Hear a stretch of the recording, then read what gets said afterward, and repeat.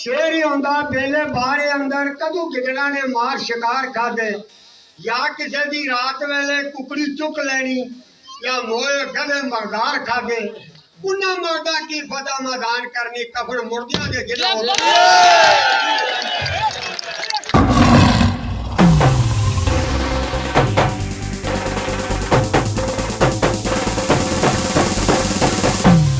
जितेगा अभिषेक एक बारी फिर। शहीद साहब ने थोड़े अरसे ज्यादा कर करके ये तुसा लोगों ने सारे सामने जाना एक बारी फिर।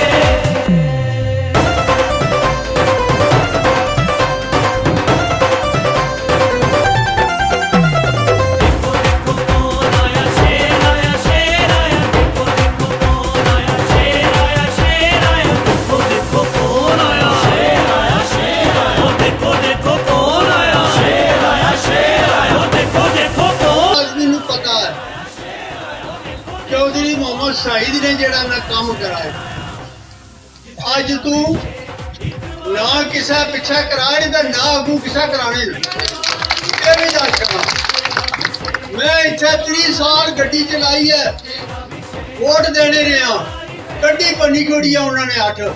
लेकिन रोड पक्की नहीं हुई कच्चे रस्ते इंजी अस निकल के जाना पानी पौनी नहीं है 4-4 5-5 ध्याड़े उतू जनाब लोग सारा तो नहीं पुजने तारीखा तू मतलब है कि नहीं पुजे बीमार होए में नहीं पुजे इंशाल्लाह मियां तेरी जिद शाला इंशाल्लाह इंशाल्लाह मियां तेरी जिद शाला इंशाल्लाह इंशाल्लाह मियां तेरी जिद शाला इंशाल्लाह इंशाल्लाह जितेगा अभिषेक एक बारी फिर जितेगा अभिषेक एक बारी फिर जितेगा अभिषेक एक बारी फिर जितेगा अभिषेक एक बारी फिर। देखो देखो कौन आया शेर आया देखो देखो कौन। उन्हें की खुश आमदीद आखना और उम्मीद रखना कि वो पुराने साथियों नाल मिल के खारग की तरक्की वास्ते जी बाबर मुख्तार गल की है सारे इकट्ठे होकर अपने हक की गल कर सो और मैं हाँ या कोई दुआ है जदों तक तुम अपने हक की गल करने रहे सो तो लोग जरा भी बनसी हो मनना रहे सी इंशाअल्लाह। मैं पहले भी इस इलाके ने खिदमत की है आइंदा भी खिदमत कर सा मैं इस नीयत नाल आया सियासत मेरा और कोई एजेंडा नहीं मैं दावे नाल गल करना तो ये मील पता नहीं किधर गया मैं जितनी बारी खाड़क आया वो सारी जिंदगी इतनी बारी नहीं आए मैं जितने कई साल 5 साल नहीं किए कल मैं पूछा कि गुजरे वो आखने के डंडे 5000 घंटे करने उन्हें डंडे गिनी मारसा 10 तक गिनसा एक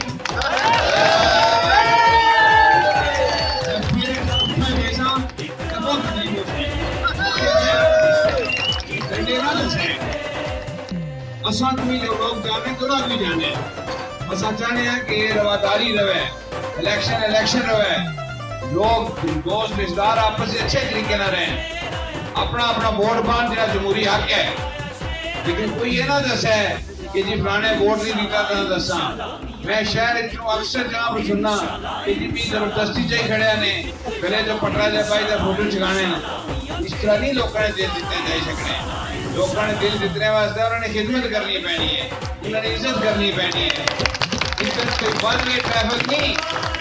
कि लोग माड़ी से टकरा तो मैं ना करा इज्जत टू वे ट्रैफिक है अशने वाले ने करनी पैनी है तो अपनी भी करानी पैनी है इस वास्ते मैं कदे कुछ दिल तक यकीन तक है भाई मैं सड़क बनाई है मैं स्कूल बनाया मैं बनाया इस वास्ते कि अल्लाह की जात है जिस हिम्मत दी तो मैं अगर लोगों ने हिम्मत की ये लोगों की खुशी वास्ते मखलूक के खुदा ने खुशी वास्ते कोई दुई गल नहीं कोई बंदा नहीं आखी सकना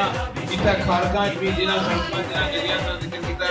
मैं पूछा कि सुकून देता सांस चढ़िया हुआ है यार मैं तुम्हारी सड़क बनाई है ये आ क्या लोगों ने उन्हें आग देना चाहिए ना इस वास्ते मैं किया है इंशाअल्लाह आइंदा भी उम्मीद रखो कि अगले 5 साल 2.5 साल सन पिछले 5 सालों तो वो एयरपोर्ट में चूरन बेचने रहे